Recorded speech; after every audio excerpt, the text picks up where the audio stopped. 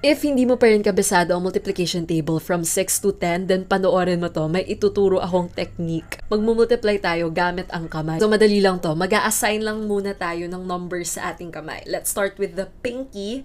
This is 6. This is 7. This is 8. This is 9. And this is 10. So, lagi nyo tatandaan na yung inassign nating numbers. Ngayon, mag-multiply na tayo. What is 7 times 8? Siyempre, pag memorize mo, alam mo na ang sagot ay 56. Paano kung hindi mo nga memorize? So, pwede mo pa rin malaman yung sagot using your hands. So, natatandaan nyo pa rin yung inassign nating numbers. Ipagtatapat nyo lang sila. So, kung 7 times 8, 6, 7, diba? 7 times, diba? 6, 7, 8. This is 8. So, ganyan. 7 times 8. Ngayon, ang gagawin natin dyan is, ito muna, yung nagtapat at yung fingers below nung nagtapat, bibilangin muna natin. Sila yung nagre-represent ng tens. So, this is 10, 20, 30,